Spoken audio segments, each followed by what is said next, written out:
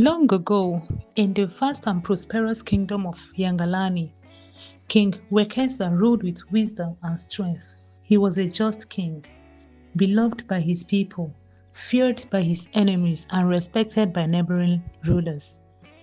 His lands flourished with golden millet fields, plump cattle, and traders who brought fine fabrics, beads, and spices from distant lands. But despite all his glory, King Wekesa had one great burden: his three daughters, Princess Zuberi, Princess Adhis, and Princess Wanjala. These princesses were beautiful, with smooth, dark skin that gleamed like polished ebony, eyes bright like the morning sun, and smiles that could charm even the most hardened warrior. But beauty was the only thing they had in abundance, for they were arrogant, foolish, and impossibly lazy. They spent their days admiring themselves in polished bronze mirrors, demanding the finest robes, and mocking the hardworking people of the kingdom. They believed that because they were royal, they deserved everything without effort. Their arrogance knew no bounds, and their foolishness made them the laughingstock of the palace. King Wekesa had tried everything. He summoned the wisest elders to advise them, sent them to live among the commoners, and even threatened to disown them, but nothing worked. One day, the king sighed and said to his most trusted advisor, Juma, "If my daughters continue like this, they will bring shame upon our family. What shall I do?" Juma, who was known for his wisdom, adjusted his old rope and scratched his chin. "Your Majesty, perhaps life itself must teach them." The king thought about it and nodded. "Then let life be their teacher." The next morning, the king summoned the entire kingdom at the great courtyard. The drums beat loudly and people gathered, whispering in anticipation. The three princesses arrived last, carried on their golden palanquins, fanning themselves dramatically as though the morning sun was too much for them. King Wekesa stood tall and declared, "My daughters believe that they are wiser and greater than all of you. But today, I decree that they must prove it. I shall send them into the world, each with only a bag of millet and a flask of water. They must survive on their own for a year and return only if they have learned the way of wisdom and humility." A gasp rippled through the crowd. The princesses screamed in horror. "Father, you cannot be serious," Zuberi wailed. "Live like commoners?" Or Adhis shrieked. "I would rather die," Wanjala declared dramatically. But the king's word was final. And so, with tears of fury, they were dressed in simple clothes, giving their supplies and sent off into the unknown. Zuberi, the eldest, was the proudest of them all. She believed she was too beautiful and important to do any work. As she walked through the thick forest, she refused to carry her bag of millet and water, making her royal guards hold them until she dismissed them at the edge of the kingdom. She soon arrived at the kingdom of Giza, where the people were kind but hardworking. A village woman, Mama Nalieka, offered her shelter in exchange for help with farming. "Me, work in the fields?" Zuberi scoffed. "Never, I am a princess." She refused to work, but she expected food. So, for the first few days, Mama Nalieka fed her, but soon the old woman grew tired of her laziness and sent her away.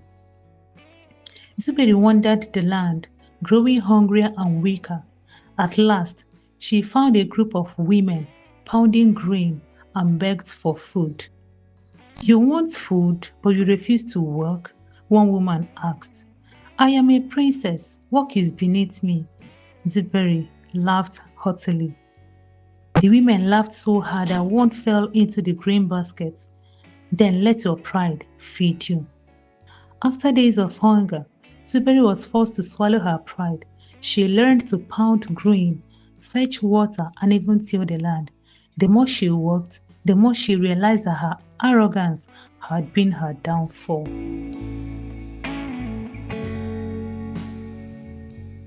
Adhis, the second born, was cunning but foolish. She believed that beauty and clever words could get her anything. She walked for days until she reached the riverlands, where she met an old fisherman, Mz Otieno. "I am a princess," she said, flipping her braided hair. "Give me food and shelter, and I will reward you when I return to my kingdom." Mz Otieno chuckled. "Very well, but you must earn your keep by fishing." Adhis, thinking she was clever, pretended to fish while secretly eating the fisherman's food. But Mz Otieno was wiser than she thought. One night, he replaced the cooked fish with dried, salty ones. When Adhis told them, she nearly choked from thirst. "Water! Water!" she screamed, running to the river. The fisherman watched in amusement. The river only feeds those who respect it. Realizing she had been tricked, Adhis had no choice but to fish properly. She learned patience, respect, and the value of.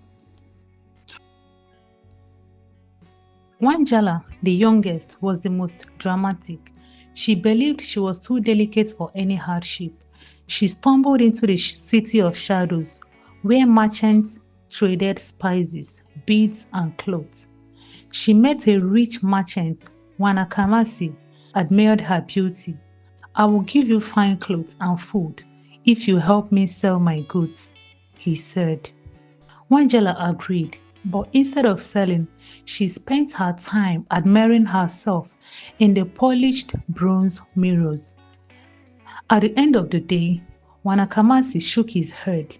"You are of no use to me." She was left on the street, where she cried and wailed.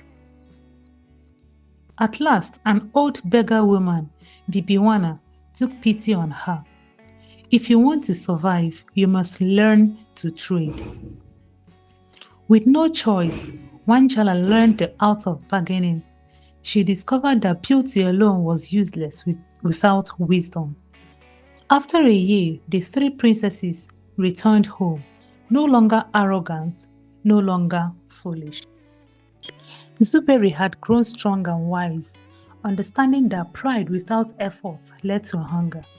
Adhis had learned that trickery and laziness only brought suffering.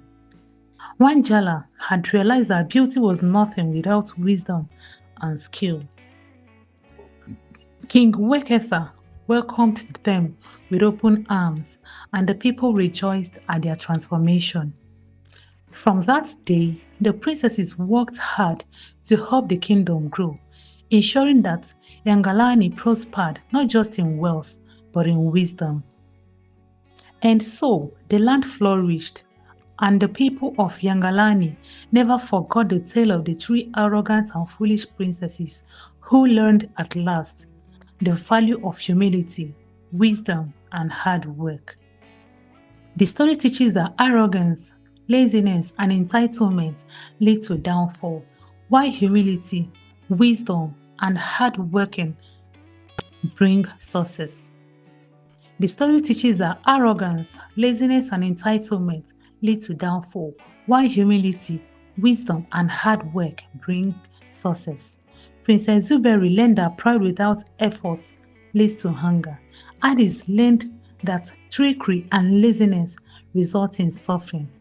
And Wanjala discovered that beauty alone is meaningless without skill and intelligence. True greatness comes not from status, but from the willingness to learn, work, and respect others. Thank you for watching. See you in my next video. Bye.